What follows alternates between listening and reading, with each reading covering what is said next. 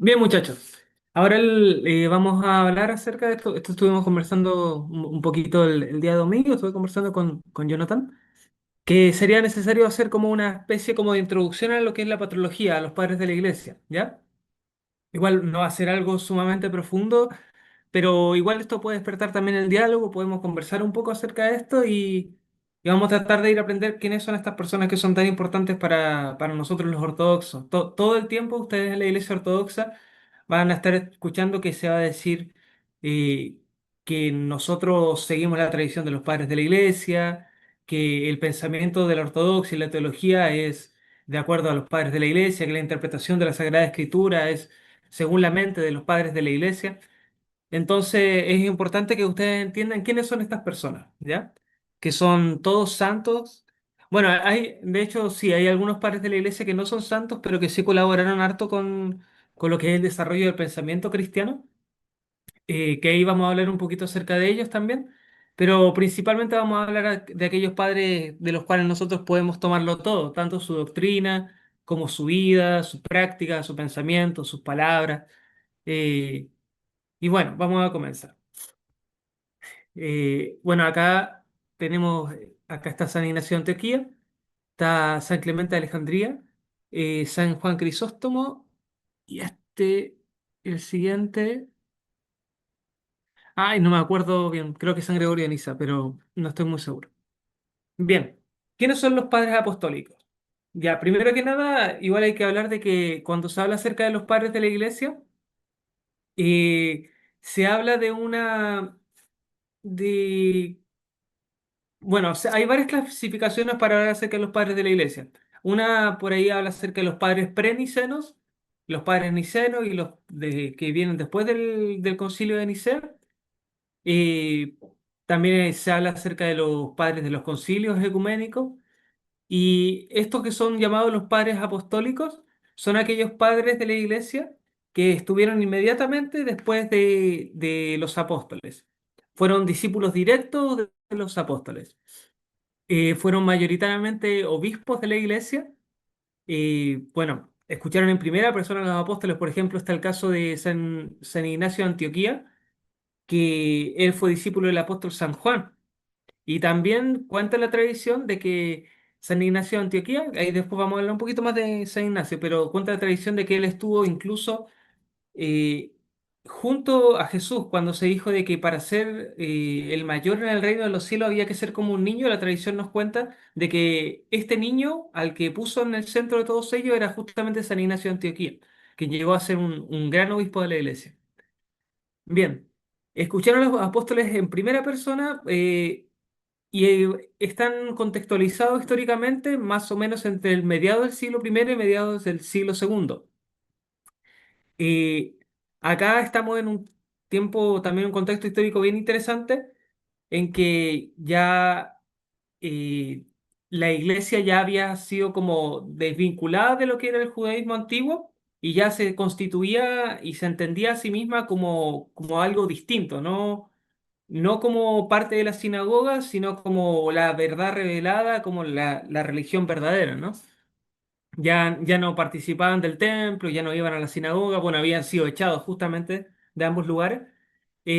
Entonces ya empieza a desarrollarse un pensamiento que es como original cristiano, original entre comillas, porque es la doctrina siempre entregada también desde de la doctrina de los profetas, la doctrina del Antiguo Testamento, nada más que el cristianismo tuvo esta capacidad y esta gracia de Dios de tener la revelación completa, porque en Jesucristo ya estaba lo completo de lo que antes era incompleto, la verdadera imagen de lo que antes era sombra.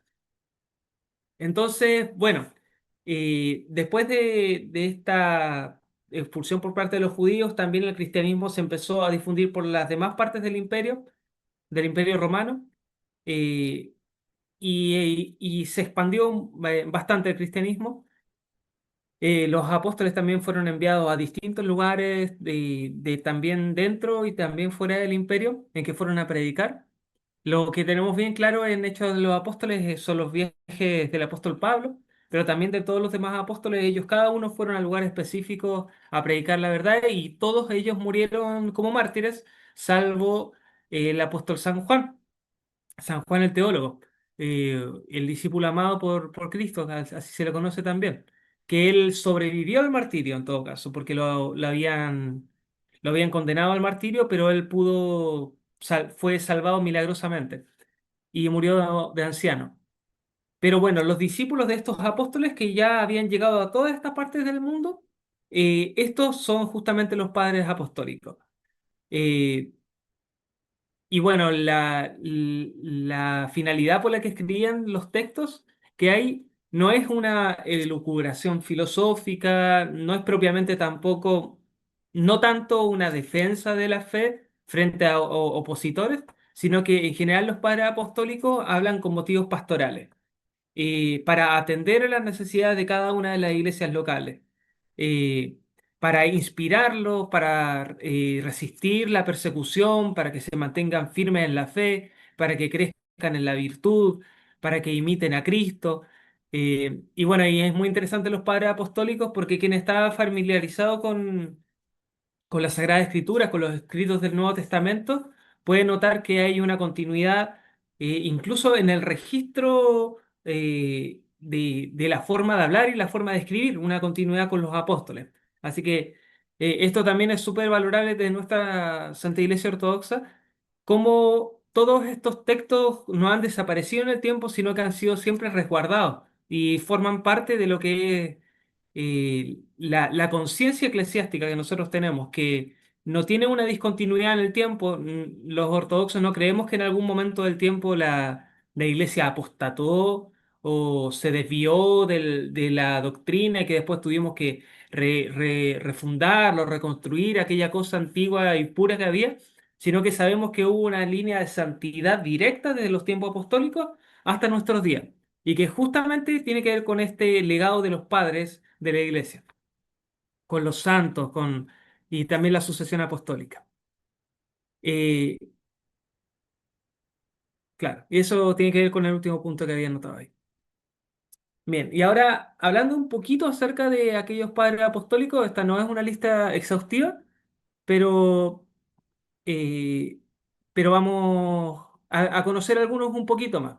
La idea es que el hecho de que estemos hablando acerca de ello es que si ustedes de repente se encuentran con un texto, es muy recomendable que lean a los padres de la iglesia, que así como les decimos que lean la Sagrada Escritura, que es obviamente el fundamento de la revelación cristiana, es literalmente fundamental, pero también los padres de la iglesia son los que nos dan claridad para nosotros poder entender las escrituras y que tampoco caigamos en interpretaciones heréticas y también nos enseñan cómo vivir, ¿ya? Bueno, San Clemente de Roma, uno de los padres de la iglesia, fue el tercer sucesor de San Pedro y fue obispo de Roma en los años 88 al 97. Fue también, perteneció a la generación posterior a los apóstoles y la tradición afirma que conoció tanto a San Pedro como a San Pablo. Y la iglesia en su tiempo histórico se estaba consolidando como su organización, ¿ya? Entonces él ayudó a la institución de obispos, de presbíteros, de diáconos. Trabajó por mantener la unidad entre las comunidades cristianas dispersas. Y esto también mediante el uso de sus epístolas, eh, como que toman esta tradición también de los apóstoles, como el apóstol Pablo, el apóstol San Juan, el apóstol Pedro, de enviar epístolas, ¿ya? Y de hecho escribió epístolas a iglesias a las que también escribió el apóstol Pablo. Por ejemplo, escribió una carta a los Corintios, escribió una que era en nombre de la iglesia de Roma, exhorta a superar las divisiones internas porque obviamente sabemos que las divisiones en la iglesia son una cosa seria, porque esto significa cisma, ¿ya? Entonces, en este tiempo tan temprano de la iglesia, era fundamental que se mantuviera la unidad, que se distinguiera también entre lo que era la verdadera doctrina que se había recibido y cuál era la falsa, porque pensemos que es como un brote, una planta que está recién brotando, entonces necesita de este cuidado especial y estos padres de la iglesia fueron realmente héroes para poder resguardar a nuestra iglesia en este tiempo tan incipiente que estaba desarrollándose y lo lograron de una forma magistral.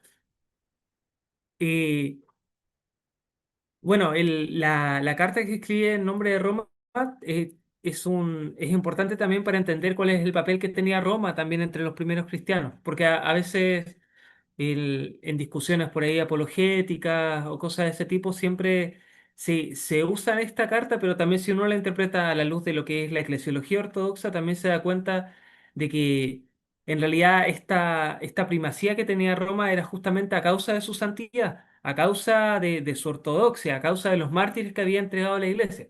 Y no es que tenía la primacía por sí y por tener esa primacía era ortodoxa, sino que al revés, lo que le daba la autoridad a Roma era justamente este preservar la verdad revelada, este preservar esta santidad. Roma también fue muy ascética eh, y una iglesia de mártires, de mártires. Así que si queremos también entender cuál fue su papel, también podemos leer sus cartas. Bueno, San Clemente de Roma murió como mártir bajo el emperador Trajano, murió arrojado al mar con un ancla atada al cuello y su memoria fue muy venerada desde antiguo. Representa el enlace entre la era apostólica y la iglesia primitiva. Bueno, una cosa que recuerdo ahora mientras estoy leyendo, que dentro de los símbolos cristianos primitivos, eh, habían símbolos que eran como muy importante, pero y uno de esos era el ancla, justamente. El ancla era y significaba el ancla de la fe. Y bueno, es bastante simbólico que él haya muerto justamente con un ancla en el cuello, porque él justamente fue una persona que preservó la fe y que la mantuvo hasta el final de los tiempos, hasta incluso aunque esto significara su martirio. Bien, San Ignacio de Antioquía, como les estaba hablando recién. Acá en su icono vemos como el momento de su martirio, que está siendo devorado por los leones. Las cartas de San Ignacio de Antioquía son hermosas, la verdad que las recomiendo. Él muestra una un gran amor por Cristo, un gran deseo de ser entregado a Él, de ser sacrificado por Él. No hay que interpretarlo porque quizás una persona como ajena a la mentalidad de los padres puede decir que eran suicidas los padres, que no amaban la vida, que por qué quería morir, estaba deprimido.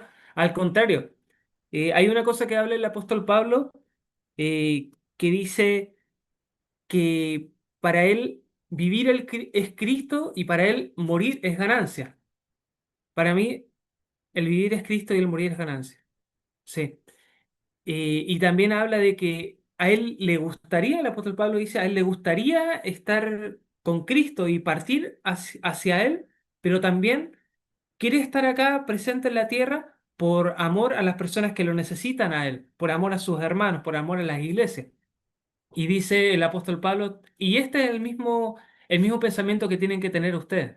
Así que cuando una persona, uno de estos mártires, confesores de la iglesia, vemos que tiene este deseo del martirio, tenemos que ver que es este amor a Cristo que desborda. No es que odien la vida, sino que aman más la vida eterna. Y eso también tiene que ser una inspiración para nosotros. Bueno. Acá yo de San Ignacio que hablé un poquito. En el camino al martirio escribió 7 cartas dirigidas a diversas comunidades cristianas. Defendió la unidad eclesial, la obediencia al obispo, la correcta doctrina sobre Cristo. Subrayó la encarnación y la Eucaristía frente a los que la negaban. Y sus cartas son una fuente privilegiada para conocer la vida de la iglesia en la era posapostólica. Bueno, como los demás padres de la iglesia. Murió como mártir, fue entregado a las fieras en el Coliseo. eh, Y bueno, y él decía de que él al estar muriendo por Cristo estaba participando del sacrificio de Cristo.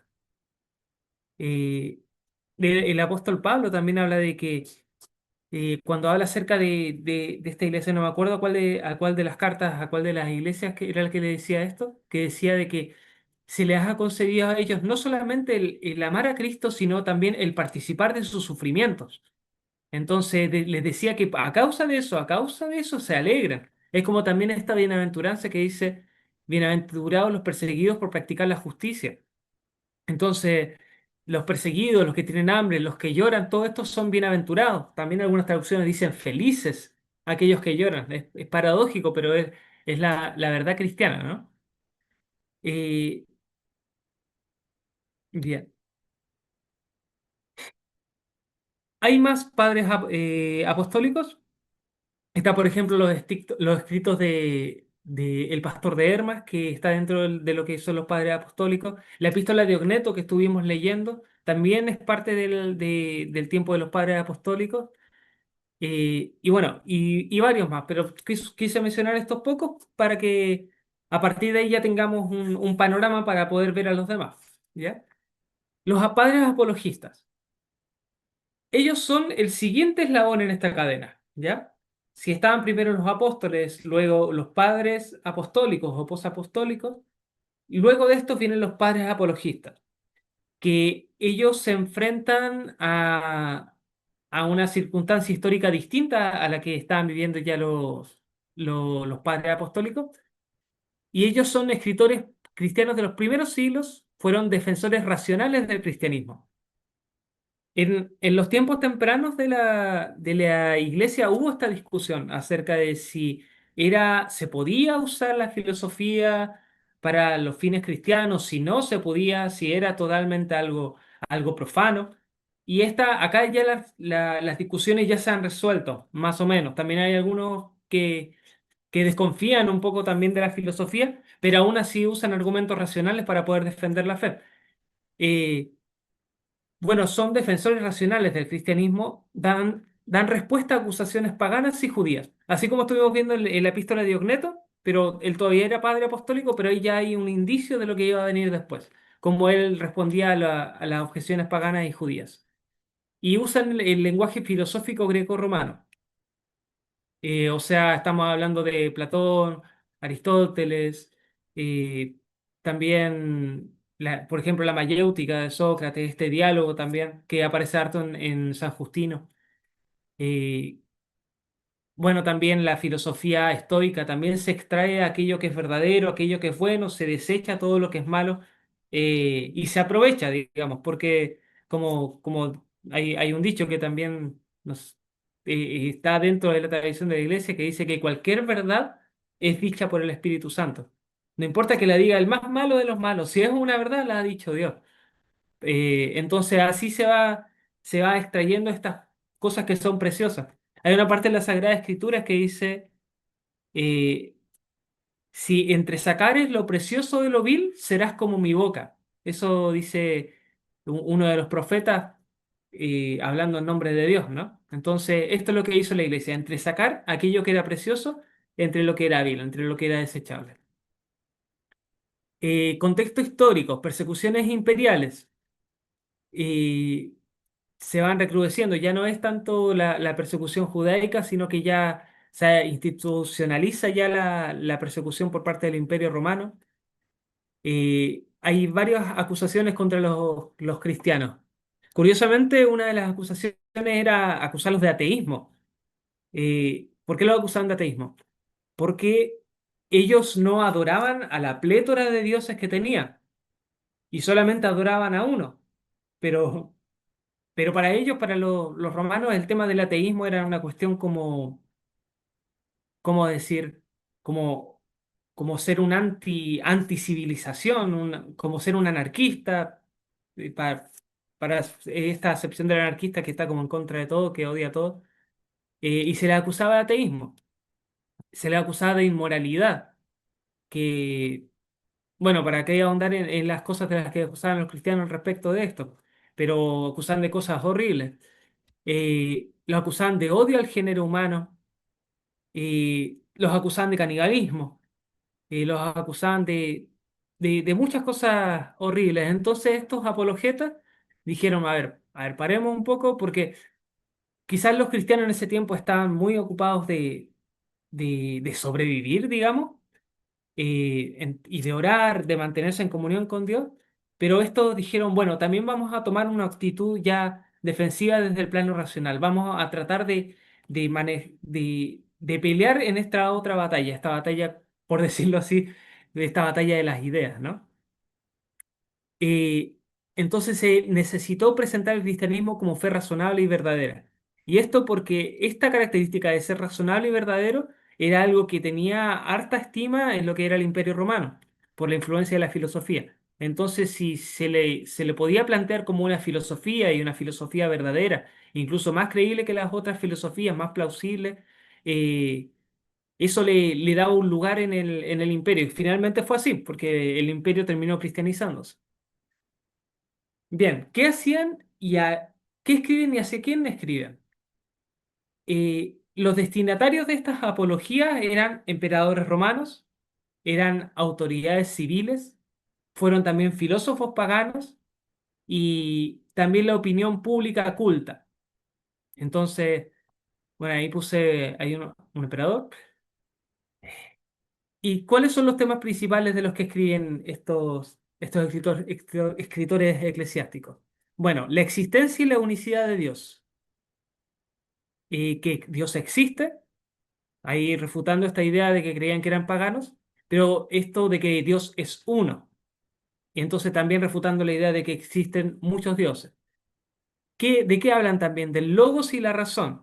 El logos como el principio a partir del cual todo se desenvuelve, todo se desarrolla, haciendo esta vinculación que ya lo hace el apóstol San Juan, poniendo el prólogo de San Juan en San Juan 1 que dice, en el principio era el logos y el logos era Dios, y etcétera, que es muy bonito, se los recomiendo leer. Y ahí también se empieza a presentar a Cristo como el logos encarnado. ¿De qué hablan también de los temas principales? Acerca de la moral cristiana. Esto también era una forma de defender la fe, porque defendían no solamente con las palabras, como decían, no, nosotros pensamos tal cosa, nuestra filosofía es muy racional, sino que las personas que producen esta filosofía son así, y esto lo puedes ver tú mismo. Son personas santas. ¿Ya? Y eso también nos lleva a nosotros, esta exhortación también a que nosotros también tenemos que vivir en santidad. Entonces mostraba a los cristianos, mostraba la forma en que vivían, mostraba cómo ellos vivían por sus ideales y morían por sus ideales, que no les importaba el ser crucificados, el ser aserrados, el ser encendidos en hogueras, porque tenían una moral que era superior a la moral del imperio. Entonces esto era una gran apología también para la fe. Hablan acerca de el poder tener esta libertad, hablan de la falsedad de la idolatría y hablan también de la antigüedad y la superioridad del cristianismo. Bueno, y acá está el crismón, el, de los primeros símbolos cristianos, ¿no? Que son las iniciales de Jesucristo. José, veo que está levantando la mano. Adelante. Sí, una preguntita.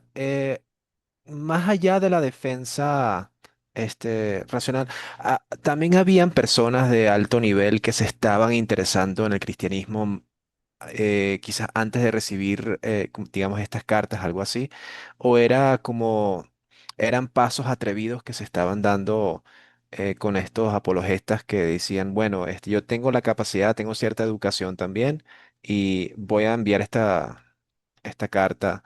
Yo sé que también creo que San Justino también hacía debates con personas de iguales, ¿no? Lo que quería saber es si incluso el cristianismo, a pesar del estigma, a pesar de la supresión y la persecución, aún así estaba siendo también quizás aceptado por gente de mayor nivel en el imperio. Claro.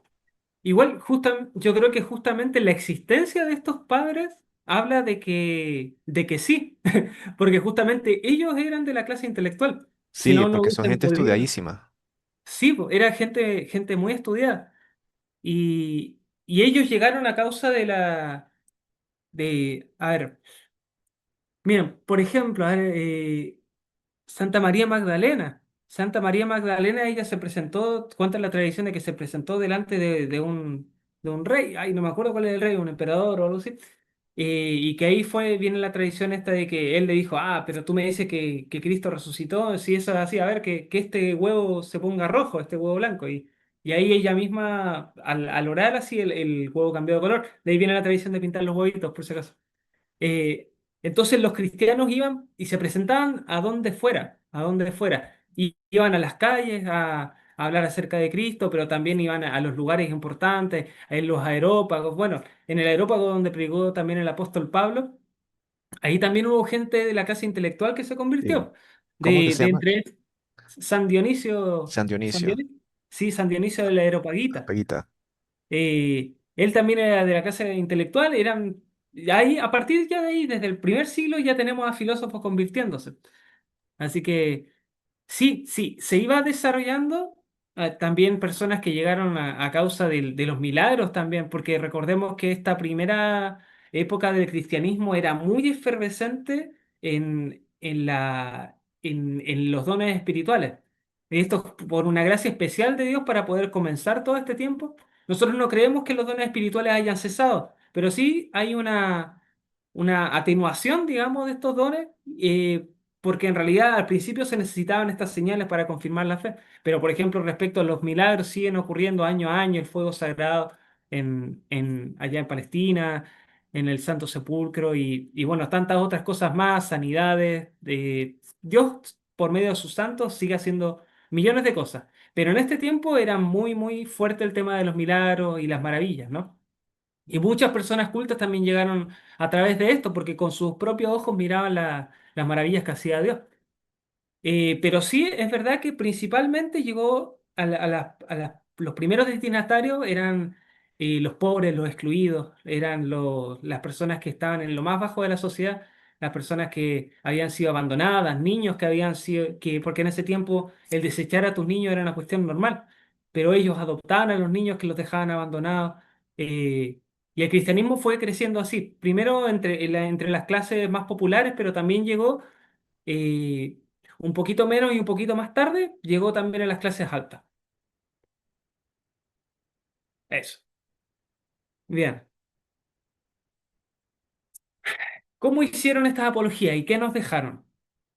Bueno, respecto a cómo lo hicieron, cuáles fueron sus métodos? Bueno, la argumentación filosófica. eh, Usaron también en las categorías platónicas, estoicas.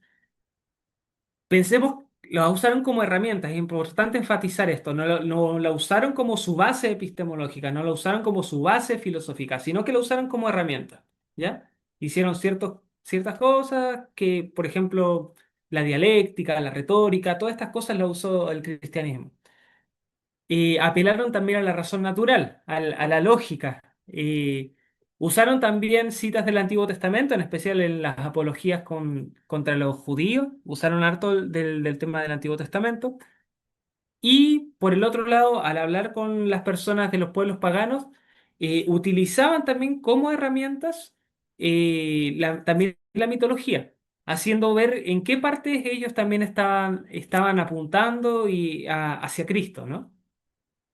Eh, por ejemplo, de hecho, en las mismas catacumbas hay imágenes entre las cosas cristianas, digamos, como la resurrección de Lázaro y cosas de ese tipo. También está la imagen de Orfeo, ¿no? De Orfeo como buen pastor, que ellos toman también de la mitología romana, no sé si romano o griega, pero en realidad les cambian los nombres nomás. Pero lo toman de esto y también lo usan para poder ejemplificar la fe, para poder explicarla, para poder enseñarla. También acá como herramienta, no la usan como fundamento de la fe, sino como la usan como cada una de las cosas útiles que podían tomar, las tomaron los cristianos. ¿Ya? Eh, bueno, ¿y cuál es la importancia? ¿Qué es lo que nos dejaron ellos? Y esto es algo que sigue estando como en el etos cristiano, en el etos cristiano ortodoxo, que es este puente entre la fe y la razón. Nosotros creemos que la razón tiene un lugar importante en la fe, pero no es el lugar más importante, ¿ya? Es una herramienta. es, eh, a veces hay personas que como primer paso van a necesitar estas herramientas apologéticas, estas ideas de la razón, quitarse, a veces la apologética como que sirve para quitarse un poco de los muros o los velos que tienes, quitarlo, arrancarlo un poco, pero el tema de ver la luz, eso ya no viene con la razón. Esto quizás sirve para alejarte un poco de las sombras que te tienen atado al entendimiento, pero el tema de ver la luz, eso viene por la fe, y la fe va mucho más allá de la razón. Eh, Así que hacen esta preparación también para la teología dogmática que se va desarrollando también en la iglesia, y hacen el primer diálogo sistemático con la cultura pagana y hacen una defensa pública de la iglesia primitiva. Eh, Miren, a ver, bueno, voy a seguir a la siguiente diapositiva. Y bueno, y a partir de acá, siguiendo con el tema de las clasificaciones, pues también al hablar de clasificaciones de los padres de la iglesia, a veces se usa el criterio geográfico, por decirlo así. Los padres orientales y los padres occidentales. Ciertamente los padres que más vamos, con los que más vamos a estar familiarizados son los padres orientales, ¿ya? Pero de los padres occidentales también hay muchos que son muy venerados también en la iglesia oriental, en nuestra Santa Iglesia Ortodoxa, ¿no? Porque justamente estos padres fueron ortodoxos. O sea, en estos tiempos la diferencia entre Oriente y Occidente era básicamente geográfica, aunque de a poquito igual se fueron empezando a generar estas divergencias de énfasis. Por ahora serían de énfasis, pero después cuando se sobreexplotan estos énfasis es que Occidente ya queda alejado del entendimiento y del ethos también cristiano ortodoxo, ¿no? Pero bueno, hablando de padres orientales, ¿qué características tienen? Escriben en griego, obviamente, están en la parte griega del imperio, y hacen un desarrollo teológico espiritual. Y entre los autores principales tenemos, por ejemplo, a Ireneo de León, quien habló harto en contra de los gnósticos, defendió la fe de aquella herejía. Está Clemente de Alejandría, que también hizo lo propio. Está Orígenes, Orígenes que no es santo en nuestra iglesia, y creo que en ninguna, eh, porque terminó diciendo muchas cosas alejadas de la verdad, en herejías, digamos. Dijo, por ejemplo, que el infierno iba a acabar, que todos finalmente serían salvados, la falsa doctrina de la apocatástasis, eh, y bueno, y también unas cuantas cosas absurdas más. Pero como dicen algunos también, dentro de la Iglesia Ortodoxa, los padres también, que en lo que Orígenes era bueno, nadie fue mejor, dicen, pero en lo que Orígenes era malo, nadie fue peor. Así que hay cosas buenas en Orígenes. Si leemos, por ejemplo, el comentario de los Salmos, si leemos algunos comentarios de la Sagrada Escritura, podemos encontrar cosas que son bastante útiles, ¿ya? Pero igual, también si queremos también acudir a unas fuentes más seguras para poder entender lo que Orígenes sí entendía correctamente, podemos seguir también los escritos de los padres de los padres de la Iglesia y los padres de la Filocalia, ¿ya? En la Filocalia también está esta doctrina purificada de los errores de Orígenes. También San Máximo el Confesor, bueno, también San Gregorio Palamas, todo lo que tiene que ver con el esicasmo, también em, Orígenes ayuda a que estos rudimentos se empiecen a formar, ¿ya? Dentro de las cosas buenas que hizo, obviamente desechamos todo lo malo y lo herético de Orígenes. Bueno, está Atanasio de Alejandría, eh, San Atanasio. Sí, súper importante, Padre Niceno. San Basilio Magno, San Gregorio Niceno, y bueno, y una infinidad más, también San Juan Crisóstomo, mi santo patrón. Eh, bueno, los padres de la iglesia, en general se habla de los padres como hasta el siglo VII, como para poder estudiarlos, hasta el momento en que se llega al séptimo concilio ecuménico, hasta ahí se habla como académicamente acerca de los padres de la iglesia. Pero dentro de la conciencia de la Iglesia Ortodoxa, esta era patrística nunca ha acabado, porque estamos bajo el mismo espíritu de los padres. Esta es nuestra fe, de que el espíritu de Jesucristo mismo, que entregó a sus apóstoles, que transmitió a los padres de la Iglesia, es aquello a lo que nosotros nos estamos aferrando al hacernos ortodoxos. Entonces esta cadena no se rompe. Y los padres de la Iglesia, si bien hablamos de que hasta el siglo VII quizás se pueden estudiar como padres, también hay muchos otros que pueden ser considerados lo más bien padres de la iglesia, como San Gregorio Palamas, que es bastante posterior, creo que siglo XII. eh, está también San Nicodemo Aguiorita y cuantos otros santos más que a los que también podemos considerar padres. Pero igual, eh, tener en cuenta que cuando se habla por ahí de padres de la iglesia, hay tres criterios que igual son importantes tener en cuenta. Que un padre de la iglesia, como hablando como estrictamente, ha sido una persona que es santo, tiene santidad de vida, es una persona también que ha sido pastor de la iglesia, ha sido un obispo, en general son obispos, y también una persona que ha sido erudita, que ha sido una persona que ha podido defender racionalmente la fe. Esto porque por ahí puede haber algún santo que sea muy, muy santo, pero quizás no sea un erudito, quizás era un monje analfabeto, pero eso no le quita nada en la santidad ni su cercanía a Dios. Pero quizás no lo vamos a considerar un padre de la iglesia, ¿ya? O quizás una persona que sea un obispo y que también sea erudito, pero quizás no tiene esta gran vía de santidad, entonces no lo podemos considerar un padre de la iglesia. O una persona que lo tenga todo también, pero que, bueno, ya se entiende la idea de lo que estoy diciendo. Tienen estos tres sellos, que sean pastores de la iglesia, que sean santos de vida y que también tengan esta capacidad intelectual para defender la fe. Bien, y respecto a los padres occidentales, son los padres que aparecen en la parte del Imperio Romano Occidental, ¿ya? Que escriben, bueno, en latín, obviamente, tienen un enfoque pastoral, pero acá se añade este tema de un enfoque también jurídico. Ellos son bien influenciados por lo que es el derecho romano, ¿ya?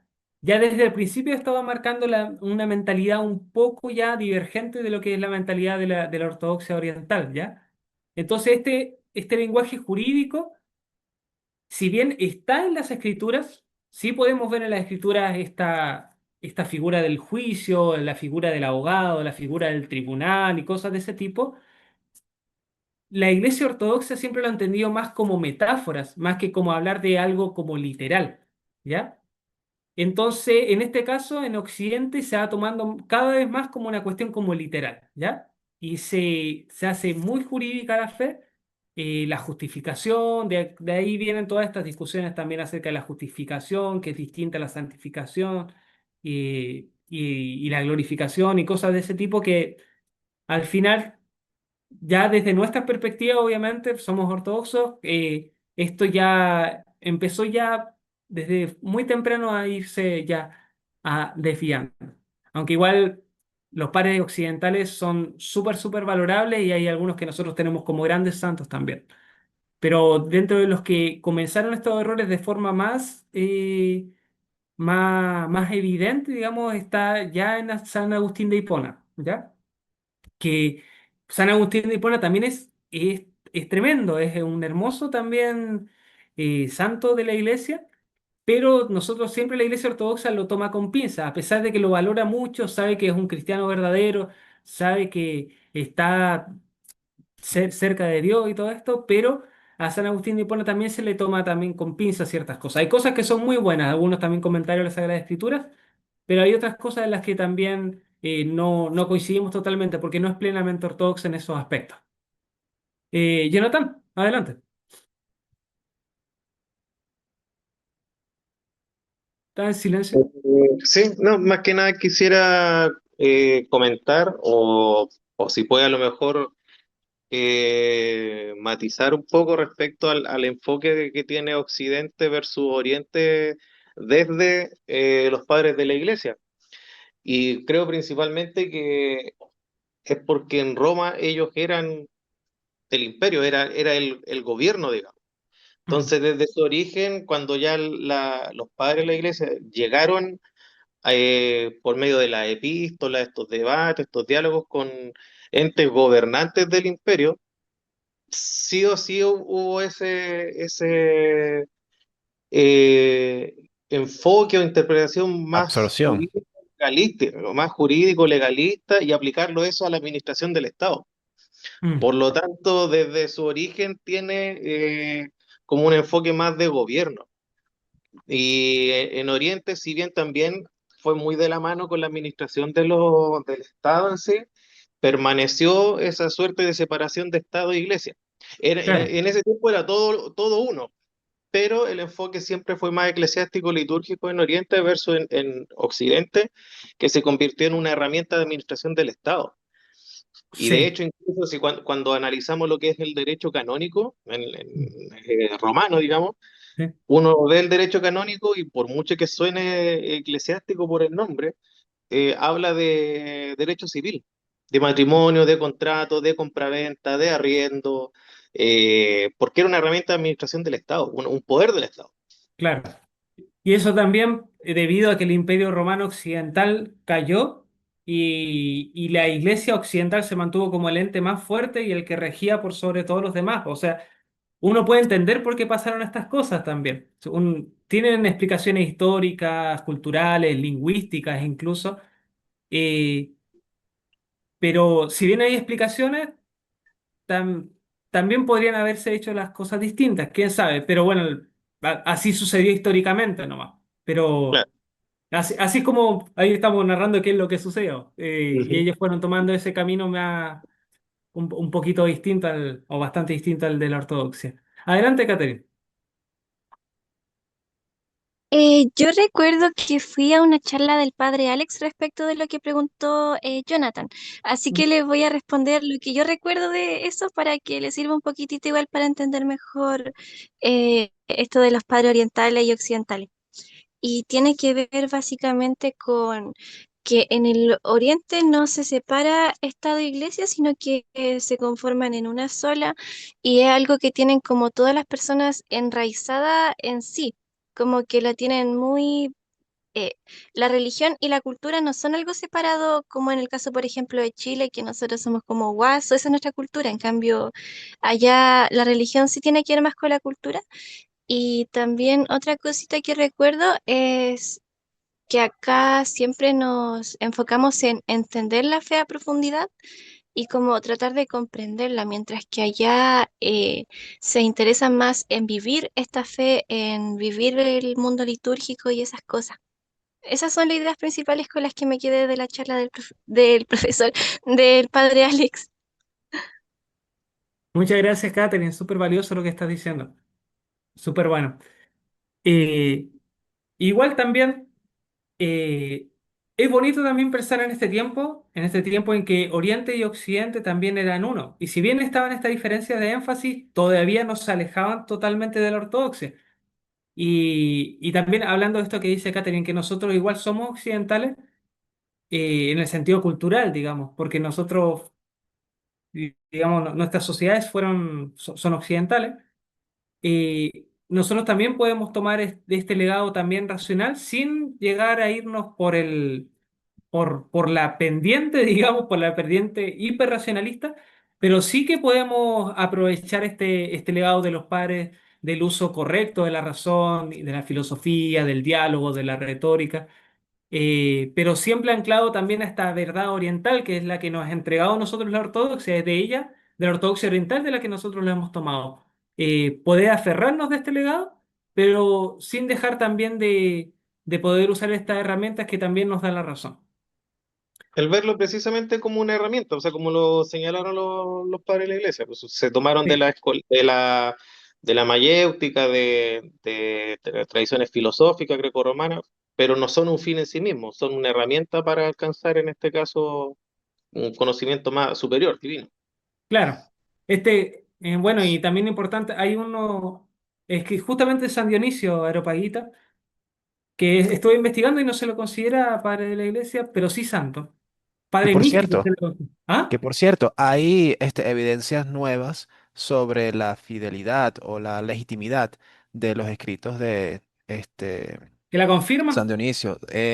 Por lo menos le da mayor autenticidad que sí se está tratando algo de, porque al parecer estaba bastante disputado, había bastante escepticismo sobre eso, ¿no? Sí, Pero hay un podcast de una de las personas que representa del estudio y aparece en la página de Wikipedia de San Dionisio, que justamente es uno de de las posiciones eh, a favor de su legitimidad.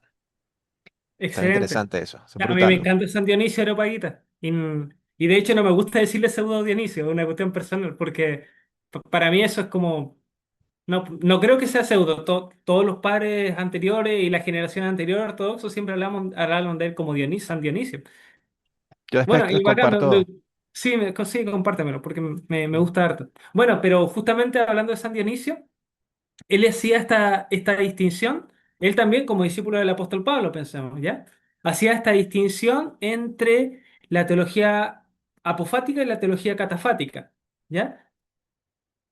Eh, la teología catafática, no sé si están familiarizados más o menos con el término. La teología catafática tiene que ver con esta afirmación de la teología, estas cosas que nosotros podemos decir acerca de Dios, por ejemplo, sus atributos. Podemos decir que Dios es bueno, que Dios es justo, que Dios es Padre, que Dios es... Ya. Y la teología apofática, por el contrario, o de forma complementaria, se afirma más en el silencio acerca de las cosas que nosotros no podemos decir acerca de Dios. Porque si bien desde el punto de vista catafático podemos decir, ya, Dios es justo, pero ya si pensamos de una forma más apofática, empezamos a decir, pero ¿entiendo yo lo que es la justicia? ¿O la justicia que tengo yo en mi mente, en mi corazón, corresponde verdaderamente a lo que es la justicia divina? Entonces, si yo lo juzgo de acuerdo a mis pensamientos de lo que es justo, ¿puedo yo decir que es justo Él? No, no, no es justo, sino que es mucho más que justo.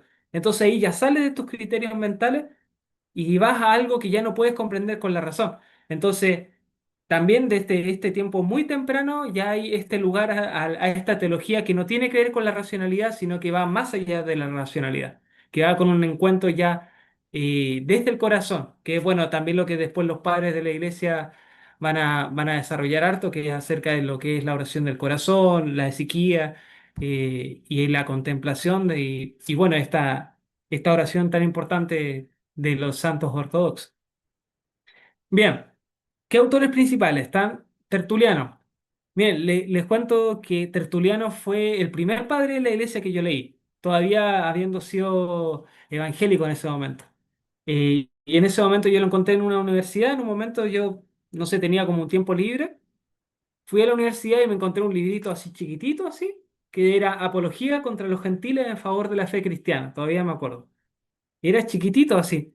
Y yo en ese momento, ¿qué será esto? Un libro cristiano en una universidad supermasona. Y lo puse a leer y eso me abrió, fue como una ventanita que a mí me abrió el mundo del cristianismo primitivo. Y cuando yo lo leí, fue como, wow, qué hermoso, qué lindo. Me estoy encontrando con mis hermanos de antes, no sé. Y además esa apología en favor de la fe cristiana hace como una fotografía así de cómo eran o retratos de cómo eran los cristianos en ese tiempo. Habla de sus reuniones dominicales, habla de la forma en que vivían, y bueno, para mí eso fue como el comienzo de todo esto, ya de ahora ya pertenecer a esta iglesia, ¿no? Así que él fue mi primer acercamiento. Bueno, Tertuliano lamentablemente no es santo, ¿ya? No es San Tertuliano, como quisiéramos, porque él terminó en una secta, terminó en una herejía que es el montanismo. Eh, Tertuliano igual tenía como cierta, a la hora de hacer sus apologías, era muy bueno, digamos, pero también era como muy mordaz y era bien como incluso utilizar el sarcasmo, era bastante duro y quizá esos mismos defectos de carácter terminaron llevándolo por un camino equivocado. Por eso también es tan importante no solamente cuidar la razón, también cuidar el carácter, que tengamos un carácter de acuerdo a Cristo. Bueno, Cipriano de Tártago, Ambrosio de Milán, que si no me equivoco, no me acuerdo quién era, no sé. Bueno, está San Jerónimo, que es el que tradujo las Sagradas Escrituras al latín, que tradujo la Vulgata.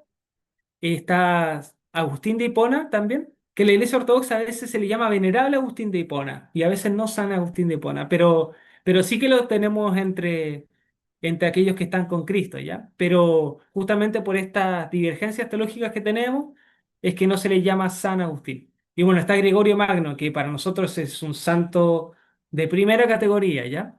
Que es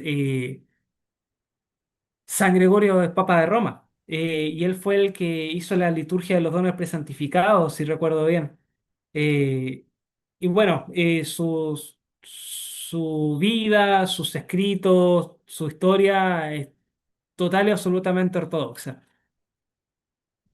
Así que esta sería la presentación para hoy, chicos, acerca de los padres de la iglesia. Espero que los ayude así como un mapita para poder adentrarse a los padres e ir conociéndolos y siempre teniendo en cuenta estas categorías que los puedan ayudar. Gracias, hermano. Gracias. Bien, muchachos, ¿alguna consulta, comentario?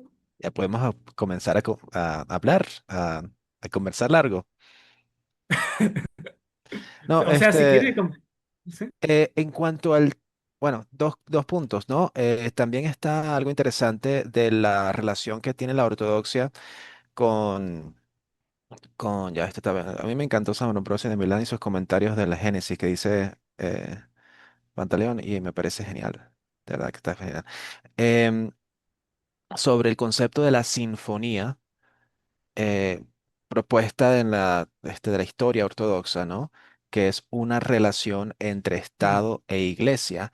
Aparece representado también en la águila bicéfala bicéfalo. de, de la bandera, yo creo que viene siendo la representación del propio Imperio Bizantino, ¿no?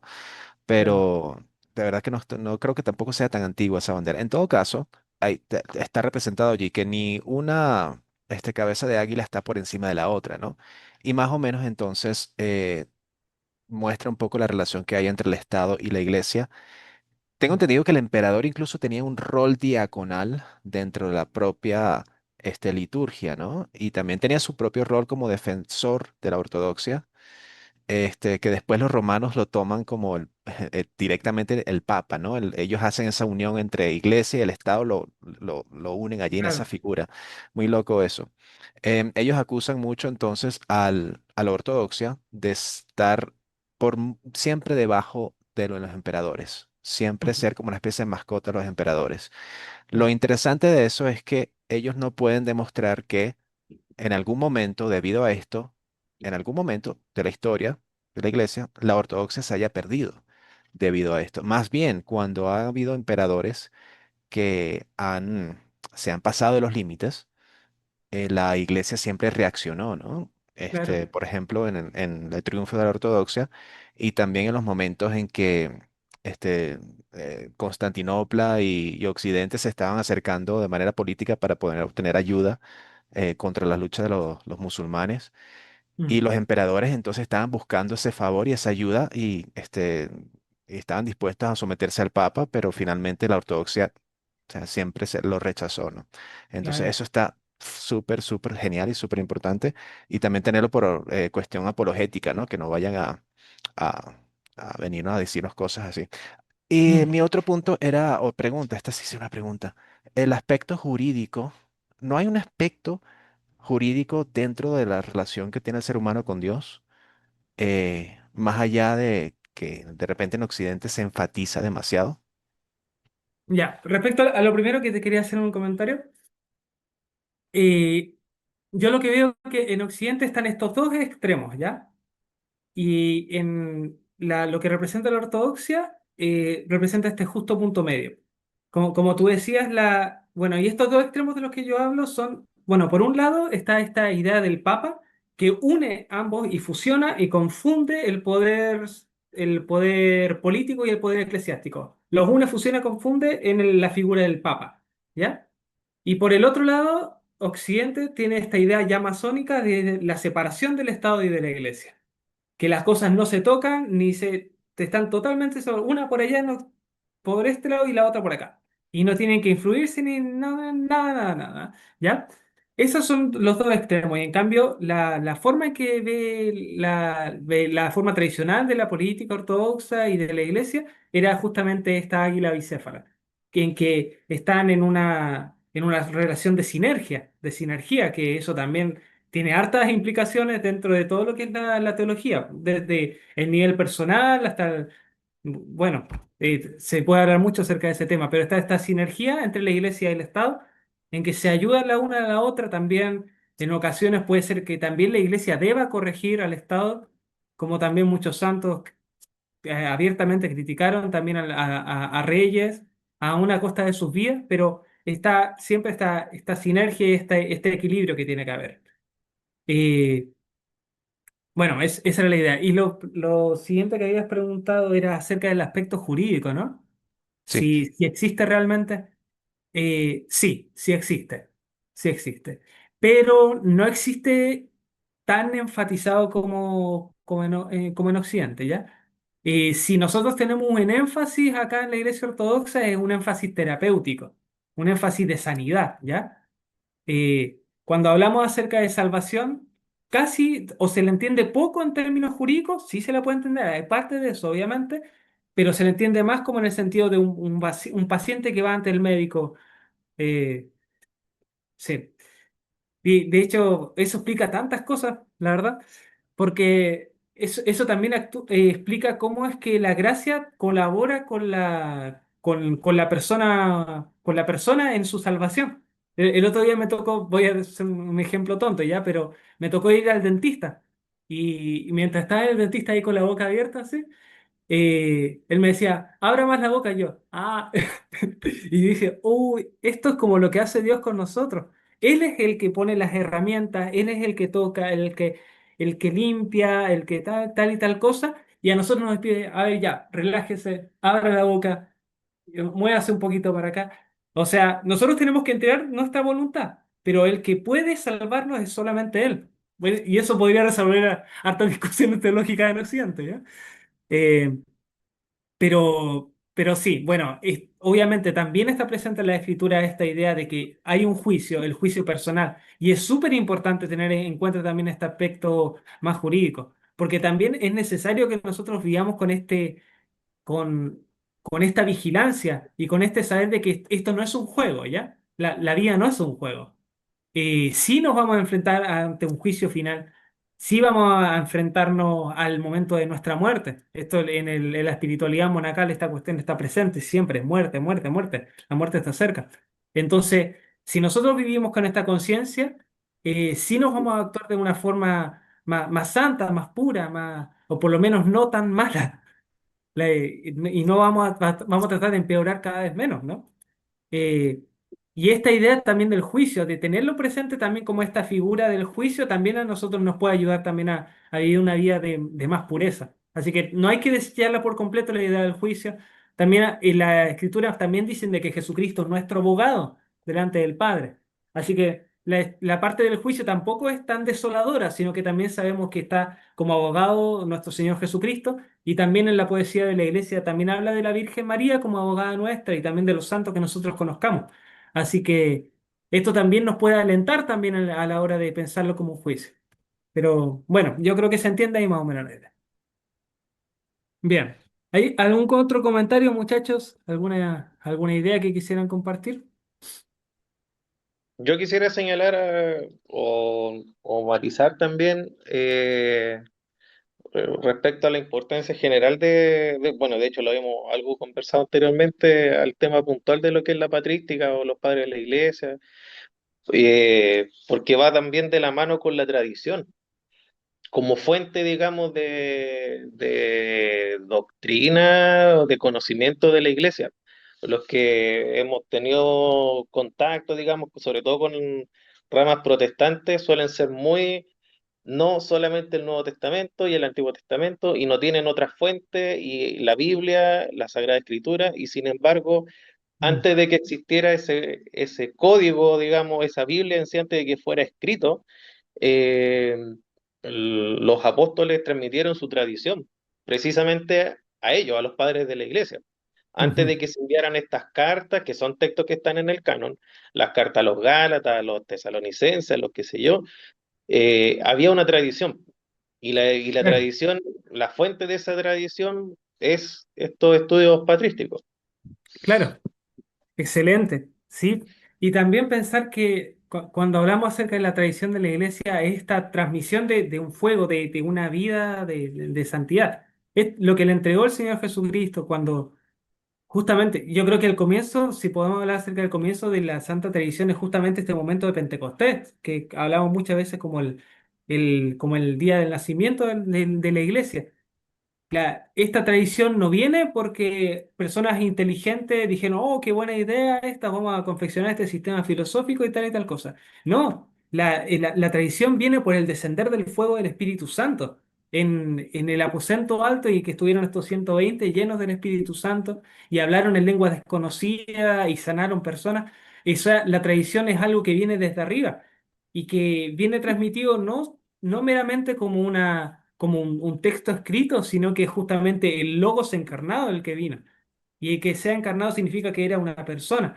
Y entonces la tradición también es transmitir este contacto directo con Jesucristo. Y de ahí también tan importante el tema de la Eucaristía, porque nosotros gracias a la Eucaristía y a los demás santos sacramentos podemos tener un conocimiento directo de Cristo, un conocimiento experiencial y que es justamente metarracional, porque estamos hablando de que estamos comiendo y bebiendo de Él mismo.